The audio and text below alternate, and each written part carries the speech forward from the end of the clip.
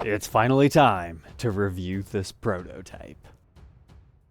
Welcome back, Troglodytes, to your daily dose of guitar information, the Trogly's Guitar Show. We're talking about Matt Heafy today, the frontman of Trivium, Twitch streamer, a very talented individual. This is his third signature guitar with Epiphone, but one of the prototypes. So here's how the story goes. In February of 2024, on the Gibson demo shop, they listed 5 of these Matt Heafy prototypes. And if you were lucky enough to see them within the first couple of hours, you could get one. 3 of them were in the white finish, 2 of them were in black. But these were the prototypes for his slightly newer Origins Les Paul Custom, featuring the Fishman Fluence pickups. Before that, around 2013, he had his first signature with them, which was an EMG-equipped, very similar looking guitar otherwise. And then in 2018, the very iconic Snowfall release. And what's really cool about his signatures is he always demands a 6 and 7 string version, as well as left-handeds to be offered. So these were in the Gibson vault for quite some time, at least 3 years before they offered them up to the public.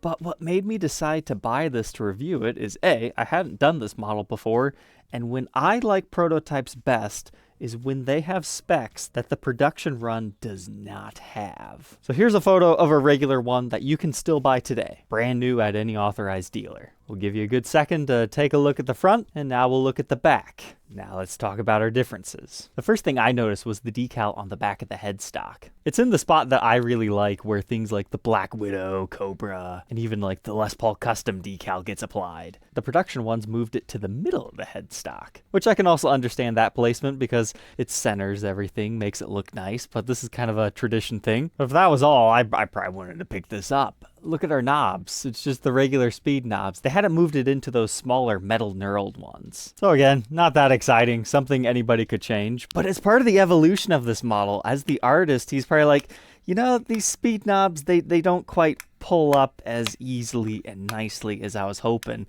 Even this one, I can tell they're really kind of slow, so I don't know what kind of push-pull pots they used in this, but having the extra grip, I can totally understand why he decided to spec it out that way. You'll also notice that all the prototypes utilized regular strap buttons. The production ones have posi locks, so that's a bit of a bummer, but again, an insight into the artist's mind. This prototype wasn't good enough yet. All 5 of the prototypes had the Epi-Light case, which is kind of a blending between a gig bag and a hard case. They're really nice for taking gig to gig, but on the production ones, Heafy said, let's do a real case and let's put a signature decal on the outside. And at this point, you're probably saying, hey Trogly, why'd you buy this if everything is worse? Well, be patient, my friends. This is the spec that made me buy this. Look at our heel. It is swept like a true Gibson custom shop access Les Paul.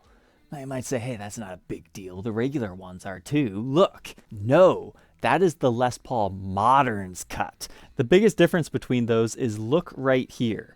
On the true access carve, it is completely sculpted away in this area to make it smooth and effortless. On the Les Paul Modern, it still has the regular shelf construction with a bump right here. And if you like what's offered over here, you're gonna love this even more. That's just one of those specs that I really enjoy on a guitar. So only these 5 prototypes having that. It's just awesome. It needed to be documented. Now that's not to say that the Modern heel swoop is bad. It's just if I'm going to spend money to get a guitar with it, I would prefer this version. I'm really curious why that changed. It might actually come down to the Modern heel swoop being a little bit deeper in this area, whether it was Epiphone saying, hey, we really just want to streamline this and use the same body templates as our new Epiphone Les Paul Modern, or if it was actually an artist spec. And now that I have this in person, it almost looks like we have chrome Fishman Fluence pickups in it. I don't believe that's how they're supposed to be, but I could be wrong. I haven't even seen a different one in person. But that's all I noticed. Now there is a prototype stamp here, but it's so shallow, all that shows up is type. Thanks. Actually, I was able to confirm some things here. I found a video of him unboxing the first 2 prototypes, which makes me think he probably played every single one of these until he was perfectly happy with them. Because in that video, he says first thing's gotta change is centering the signature. He's fiddling around with the Epiphone strap locks, so those obviously had to go. And he talks about the pickups. These aren't the final ones. They're gonna look like this. But the serial number on this one actually dates it to 2020. And you gotta remember, this model did not launch then. It was first teased to us around January of 2021 and officially launched June 7th of 2022. So if you just think the demo shop was marking random ones prototypes that had flaws, no, that's not the case at all. But they launched with the original retail price of $1,099. He also told us why it's called an Origins custom. Now, why Origins? Jody had the idea. I was like, Jody, what the heck do I do for next color? He's like, make them like the guitars that people first ever saw you with ever. That's what this is. You can also see the Epilight cases in that video, so that also confirms that Epiphone didn't just play a switcheroo when they sold these. But just as a guitar itself, this thing's really cool. Kind of reminds me of the Epiphone Prophecy series that we've talked about in a few episodes as far as having the Fishman pickups.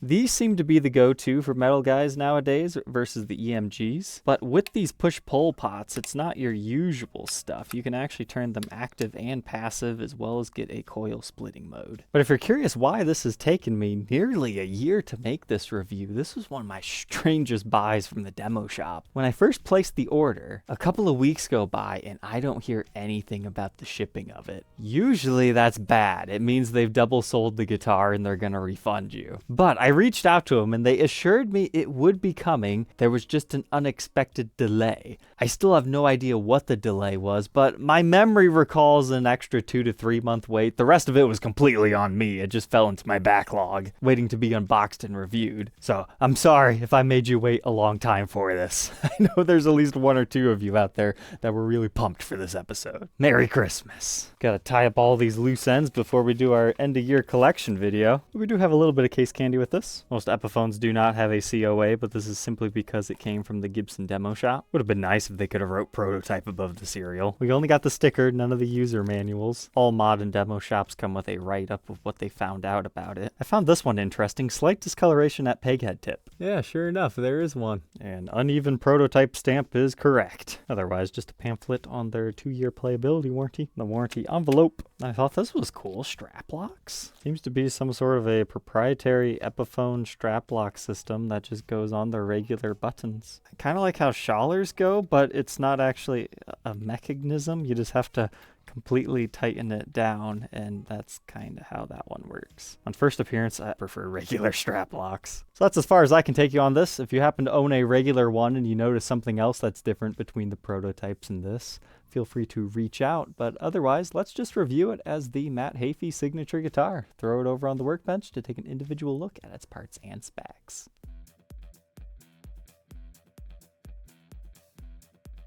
Let's go ahead and start with the pickups. The outside of the covers has this little swoop design and reads Fishman, but the underside is a printed circuit board that appears to be labeled for November of 2020, but you can see this one is marked as a neck, whereas the bridge is the same, but marked in the appropriate location. Readings within the circuit in regular mode is 18.5 k ohms in the bridge, a little bit less in the neck, and they play together at 9.2. But these are all push-pulls, so we can also split them. Now that doesn't appear to change the readings within the circuit, but it will make them sound like an overwound single coil is what the spec sheets say. And let's see if switching them active and passive changes anything. It doesn't appear to. These push-pulls are just, there's too much friction to them. You have to deliberately be grabbing and pulling up. Here's what our neck pickup cavity looks like. It's a short neck tenon. Then we have just a little bit more room to look in the bridge. It's your traditional maple top with a mahogany body. And now as far as the bridge and tailpiece, it's a golden Epiphone style bridge and a full weight Locktone series tailpiece. As far as the top of the guitar, it's regular Les Paul stuff. You've got the nice dish carve to it going on, as well as your 7-ply binding along the top. And no pickguard stock from the factory, but I've just noticed something for the first time. This is all yellow and then just randomly goes white right here and then goes back to yellow. That's one of those things you just don't notice until you see it the first time, and then it stands out. That's kind of funny. This model does not utilize a poker chip. However, it looked like there were some scratches or something around there, so maybe they were toying with one. But you know what? This actually seems a little bit thinner than a regular Les Paul. Must be an optical illusion. It's 2 here and 2.35 in the middle. They're normally about 2.5, so maybe just a little bit thinner. It's not like a straight up custom light or anything though. But moving on from that body, we've got our mahogany neck, and this ebony board is nice and streaky, so you get some color variations within it. with your acrylic block inlays running up and down the neck with 22 frets, a 24 3/4 inch scale length, and 12-inch fretboard radius, measuring 1.7 inches at the nut, increasing to about 210 at the 12th. But when they say a speed slim taper D, they mean it. 0.76 at the first. Wow, the 10th is 0.85, and hardly increases at all by the 12th, about 0.86. I'm not normally a fan of the D-shaped Epiphone necks, however, this one has a very rounded shoulder here until about this area. Then it basically goes flat. So if you're not as good as Heafy and you have a classic rock style to you, you might not hate this neck as much as you think you would. Here's a look at that neck profile at the 1st fret and the 12th fret. You can see what I was talking about, how it is very rounded on the edges, but then it just gets nearly completely flat on the back and quite wide. As far as our headstock, this was birthed right around the time that Epiphone decided to revamp their headstock into the Kalamazoo style. So you got that done up in mother of pearl with all your fancy bindings and custom insignia. Our truss rod is located in here, and they nailed down what they were going to put on their covers by this time. MKH Origins Custom. With the guitar so highly modernly spec'd out, I was fully expecting locking tuners, but these are just regulars.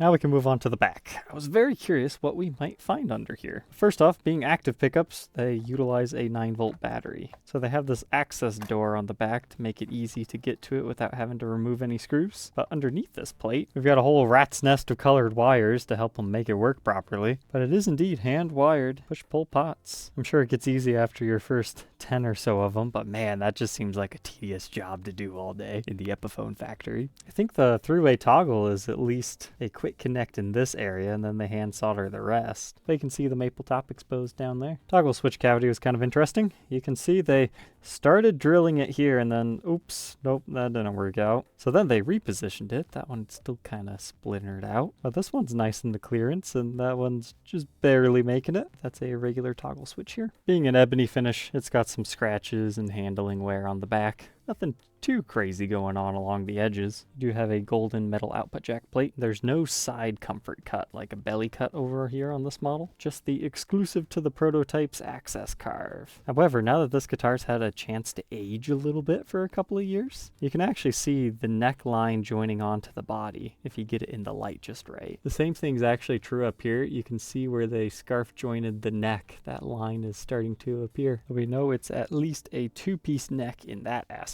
But there's his signature decal and our regular Grover tuners, and the serial number dates to the year 2020. But all said and done, this one is 8 pounds on the nose on my scale. Let's go ahead, plug it in, and hear how it sounds.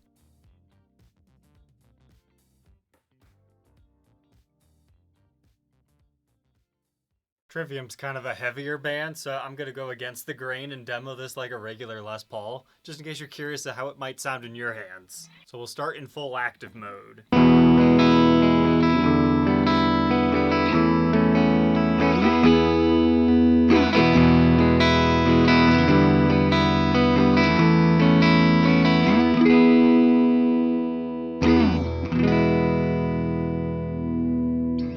It definitely has that active punch to it.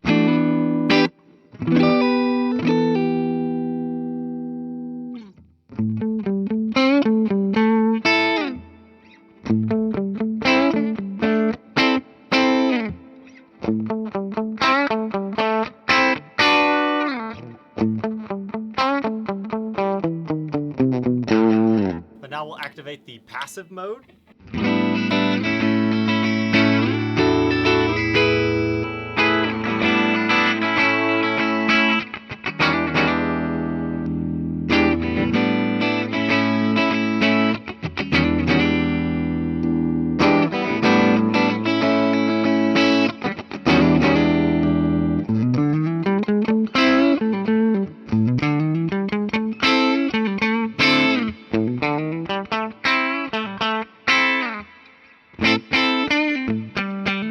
Just takes off a little bit of that punch.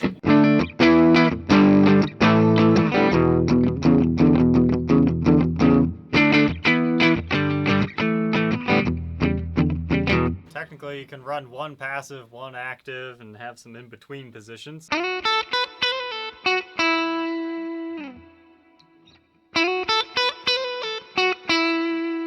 So So now we're back in active mode, but we're going to try the overwound single coil setting. So here it is normal again. I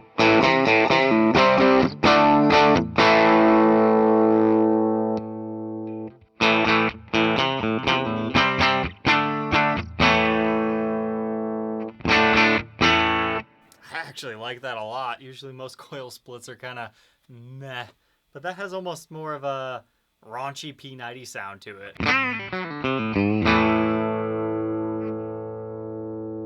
Try that same thing on the neck.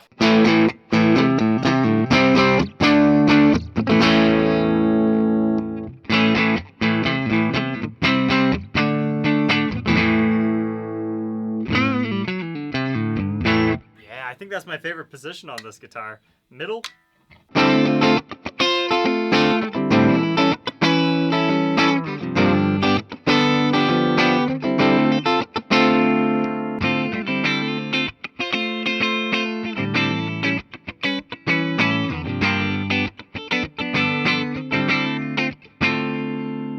Now let's try the splits with the passiveness.